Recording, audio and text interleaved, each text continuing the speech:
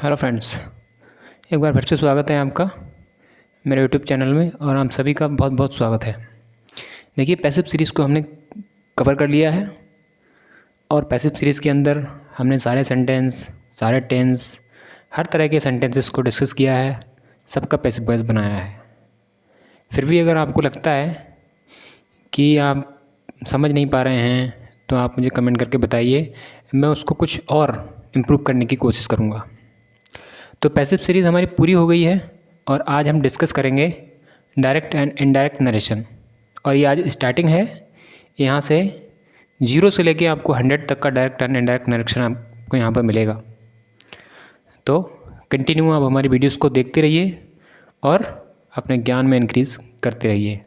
तो चलिए सीखते हैं किस तरीके से डायरेक्ट सेंटेंस से इनडायरेक्ट सेंटेंस बनाया जाता है और नरेट किया जाता है। ये देखिए, यहाँ पे एक सेंटेंस लिखा हुआ है, ही सेड टू मी, उसके बाद कॉमा है, inverted comma start, inverted comma close, और इन्हीं को हम कोटेशन मार्क भी कहते हैं। ये जो 2 मार्क्स लगे हैं इन्हीं को कोटेशन मार्क भी कहा जाता है और इन्हीं को इन्वर्टेड कॉमा स्टार्ट और इन्वर्टेड कॉमा क्लोज भी कहा जाता है। तो जो कॉमा वाला सेंटेंस होता है इसको हम बोलते हैं रिपोर्टिंग वर्ब। Reporting verb. और जो कोटेशन मार्क के अंदर सेंटेंस होता है इसको हम बोलते हैं reported speech. Reported speech. Clear है? जो कॉमा वाला सेंटेंस होता है उसको हम बोलते हैं रिपोर्टिंग वर्ब और जो कोटेशन मार्क के अंदर सेंटेंस होता है उसको हम बोलते हैं रिपोर्टेड स्पीच। सबका अपना अपना सब्जेक्ट होता है, अपनी अपनी वर्ब्स होती हैं, अपना अपना ऑब्जेक्ट होता है।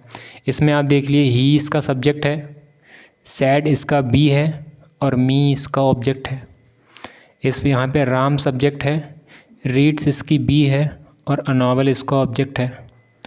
तो इस तरीके के 2 सेंटेंसेस को मिला के एक बनाया जाता है, तब हम उसको बोलते हैं इनडायरेक्ट नरेशन।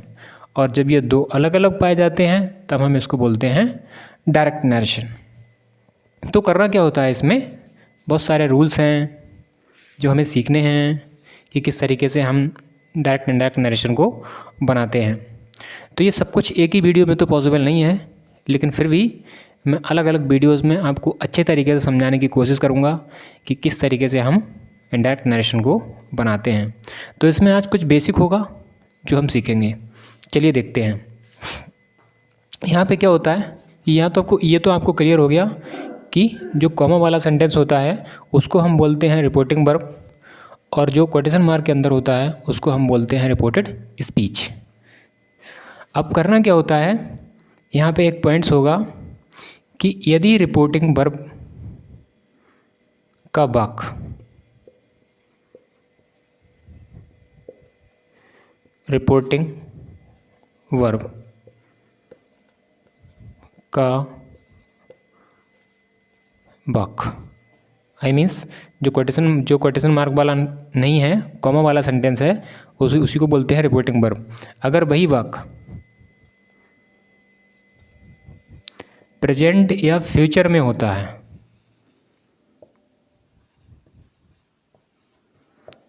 प्रेजेंट या फ्यूचर में हो तो रिपोर्टेड स्पीच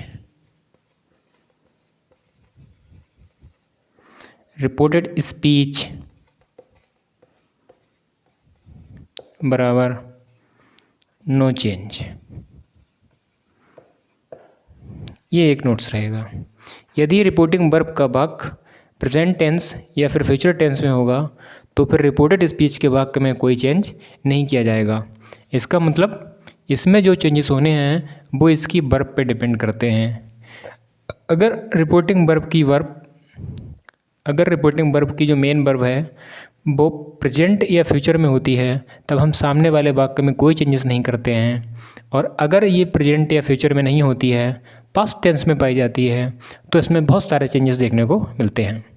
तो आज हम उन्हीं सेंटेंसेस को डिस्कस करेंगे जिनमें प्रेजेंट या फ्यूचर टेंस में आपकी रिपोर्टिंग वर्ब की वर्ब होगी। तो पहले आप इसे नोट डाउन कर चाहें तो नोट डाउन कर सकते हैं। उसके बाद हम इसे रेस करेंगे और फिर सीखेंगे कि कैसे पता चलेगा हमें कि हमारी जो वर्ब है वो प्रेजेंट या फ्यूचर में होगी। बड़ा पेशेंस के साथ सीखिएगा, क्योंकि ये चीज़ें जल्दबाजी की नहीं होती हैं। अगर आप पेशेंस और कंसंट्रेशन के साथ सीखते हैं तो डेफिनेटली आपको कुछ ना कुछ प्राप्त होगा, कुछ ना कुछ मिलेगा। और एक बार जब हम सीख जाते हैं तो हम उस चीज़ में महारत हासिल कर लेते हैं, फिर हम उसके किंग बन जाते हैं। तो वही कोशिश मैं भी करूँगा कि मैं आपको नरेशन का किंग बना दूँ। तो चलिए सीखते हैं। देखिए जहाँ पे सेट टू दिया है, अगर यहाँ पे सेज या फिर सेज टू, से या फिर से टू, बिल से या फिर Bill says to, Bill says to या फिर बिल से टू या फिर बिल सेज, इस तरीके का डिस्क्रिप्शन अगर यहाँ पे दिए हो, मतलब यहाँ पे जहाँ पे ये सेट टू लिखा हुआ है, यहाँ पे अगर इनमें से कोई एक भी आता है, सेज, सेज टू, से टू, बिल से और बिल सेज टू और बिल से टू या फिर बिल सेज, तब हमें जान लेना चाहिए कि हमारे जो रिपोर्टिंग वर्ब है वो प्रेजेंट या फ्यूचर में है। इसका मतलब आगे वाले जो सेंटेंस होगा उसमें हमें कोई चेंज नहीं करना है, कोई बदलाव नहीं करना है। जो बेसिक चेंजेस हैं वो करने हैं। अब उसके बाद हमें ये भी देखना चाहिए कि हम इन सबको जैसी लिखी हैं ऐसे ही लिख सकते हैं या उनमें कुछ चेंजेस भी होता है। तो चलिए देखते हैं कि इनमें कुछ चेंजेस होता है कि नहीं। अब देखिए इनमें से 4 वर्ब ने अपने आगे टू ले रखा है, टू, टू, टू और टू, 4 ने। तो जिसने अपने आगे टू ले रखा है उसको चेंज किया जाता है। जहाँ पे सेज टू है इसको हम टेल्स बना देते हैं, मतलब सेज टू पूरा रिमूव हो जाएगा, इसकी जगह पे टेल्स आ जाएगा। से टू जहाँ पे लिखा हुआ है इसको हम टेल बना देते हैं, से टू पूरा रिमूव हो जाएगा। बिल सेज टू जहाँ पे लिखा हुआ है इसको हम बिल टेल्स बना देंगे, Bill tells, Bill says to पूरा रिमूव हो जाएगा। बिल से टू जहाँ पे लिखा हुआ है इसको हम बिल टेल बना देंगे, बिल टेल, और बिल से टू पूरा रिमूव हो जाएगा। लेकिन जिसने टू नहीं ले रखा है उसको हम सेम टू सेम, वो जैसा है वैसा का वैसा ही लिख देना है, हमें उसमें कोई चेंज नहीं करना है, वैसा का वैसा ही लिख देंगे, हमें उसमें कोई चेंज नहीं करना है। अगर सेज आया है तो सेज का सेज ही रहेगा, सेज टू हो गया तो फिर टेल्स करना पड़ेगा, से आया है तो से का से ही रहेगा, अगर से ने टू ले लिया तो फिर टेल करना पड़ेगा। बिल से आया है, बिल से का बिल से रहेगा, बिल से टू आया है तो बिल टेल करना पड़ेगा, बिल सेज आया है तो बिल सेज का बिल सेज ही रहेगा, बिल सेज ने टू ले रखा है तो फिर बिल टेल्स करना पड़ेगा। तो ऐसे पता चलेगा कि अगर इस तरीके की वर्ब्स कोई भी आती हैं तो आप समझ जाना कि आपका जो रिपोर्टिंग वर्ब का वाक्य है वो प्रेजेंट या फ्यूचर में है। केवल सेड या सेड टू से ही पता चलता है कि हमारा रिपोर्टिंग वर्ब पास्ट टेंस में है। तो अभी हम बात पास्ट टेंस की नहीं कर रहे हैं, प्रेजेंट या फ्यूचर टेंस की ही कर रहे हैं। तो ये था कि अगर सेड टू की जगह पे इनमें से कोई एक आता है तो समझ जाओ कि आपका वाक्य प्रेजेंट या फ्यूचर में होगा और सामने वाले वाक्य में हमें कोई चेंजेस नहीं करना है। तो फिर बेसिक चेंजेस रहेंगे, तो बेसिक चेंजेस को देख लेते हैं। आप चाहें तो इसको नोट डाउन कर सकते हैं, उसके बाद मैं आपको बताऊंगा कि सेंटेंसेस में किस तरीके से इनका यूज़ होता है। चलिए अब देखते हैं सेंटेंसेस के थ्रू। अब हम सेट टू को रख देते हैं साइड में, सेट टू को लेंगे थोड़ी देर बाद। अभी हम पढ़ते हैं उन वर्ब्स को जो हमने अभी हाल ही में डिस्कस किए हैं। अभी सेज टू मी, अब ये हो गई वर्ब, ये हो गया ऑब्जेक्ट रिपोर्टिंग वर्ब की, ये हो गया सब्जेक्ट, ये हो गई वर्ब, ये हो गया ऑब्जेक्ट रिपोर्टेड स्पीच की। अब देखिए यहाँ पे सेज टू आया है, जब CH2 आता है या उन 8 में से कोई भी एक यहाँ पे होता है तो कोटेशन मार्क से आगे का रास्ता खुलता ही नहीं है। हमें कोटेशन मार्क से आगे जाना ही नहीं है, बस यहीं तक सेंटेंस को बनाना है और उसके बाद जो सेंटेंस लिखा है उसको उसी तरह लिख देना है, आपका नरेशन हो जाएगा। तो सेज ने टू लिया है, टेल्स करना पड़ेगा तो ही।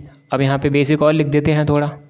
देखिए कोटेशन मार्क, असर्टिव सेंटेंस हम जब तक पढ़ेंगे, असर्टिव सेंटेंस में जो आपकी कोटेशन मार्क है वहाँ पे आपको दैट कंजक्शन का यूज करना पड़ेगा। सेंटेंस को, दोनों सेंटेंसेस को जोड़ने के लिए हम दैट कंजक्शन का यूज़ कर देंगे। तो चलिए बनाते हैं सेंटेंस। तो ही, अब यहाँ पे सेज टू आया है तो टेल्स करेंगे। अभी हमने जस्ट से टेबल बनाई थी उसमें देखा था। तो he tells me, he tells me, quotation mark ने क्या ले लिया, दैट। अब हम पहले ही बता चुके हैं कि अगर यहाँ पे सैड या सेड टू ना हो तो कोटेशन मार्क से आगे चेंज नहीं होगा। तो कोटेशन मार्क की जगह हम दैट लगा चुके हैं। अब आगे हमें कोई चेंज नहीं करना है क्योंकि यहाँ पे सैड या सेड टू नहीं है। इसका मतलब से ने एस लिया है, हमारा जो रिपोर्टिंग वर्ब है वो प्रेजेंट टेंस में है। तो he tells me that Ram reads a novel, Ram reads a novel. ये आपका सेंटेंस हो गया। एक एग्जाम्पल और देखते हैं।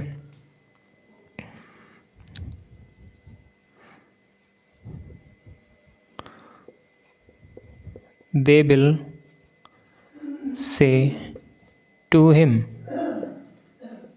कोटेशन मार्क, he writes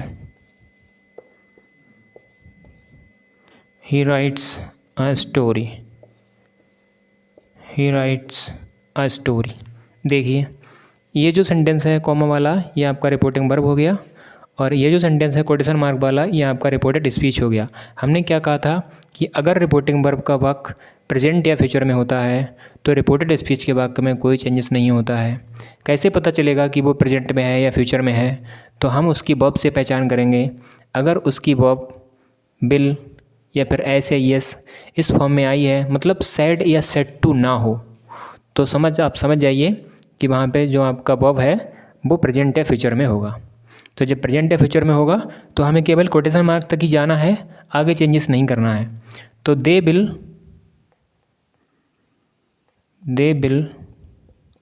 से ने टू लिया है तो टेल कर दीजिए। They will tell him, quotation mark की जगह आप दैट लगा दीजिए। They will tell him that he writes a story, he writes a story. ये देखिए इस तरीके से आपके सेंटेंसेस बनेंगे जब हम नरेशन को स्टार्ट करेंगे और पढ़ेंगे। अब देखते हैं एक और एग्जाम्पल जिसने आपकी वर्ब में टू ना लिया हो। उस तरीके का एग्जाम्पल भी समझा देते हैं जिससे कि आपको कोई सेंटेंस बनाने में दिक्कत ना हो। अगर कोई सेंटेंस आपको बनाने में दिक्कत करता है तो आप उसको कमेंट बॉक्स में टाइप कर दीजिए और मुझे भेज दीजिए, मैं उसका नरेशन बना के आपको भेज दूँगा। देखिए सेंटेंस देखते हैं। यूज से और कोटेशन मार्क स्टार्ट। यूज से रवि प्लेस क्रिकेट। यूज से रवि प्लेस क्रिकेट। अब यहाँ पे देखिए आपकी जो वर्ब है उसने एस नहीं लिया है क्योंकि यहाँ पे प्लूरल है, और ना ही इसने टू लिया है। तो जब टू ना ले तो फिर सेम टू सेम लिखा जाएगा, लेकिन आगे वाले वाक्य में चेंजेस नहीं होगा क्योंकि ये भी एक प्रेजेंट टेंस का सेंटेंस है। तो यू और से, कोटेशन मार्क की जगह आप दैट लगा दीजिए। उसके बाद आगे के वाक्य में नो चेंज, तो रवि प्लेस क्रिकेट।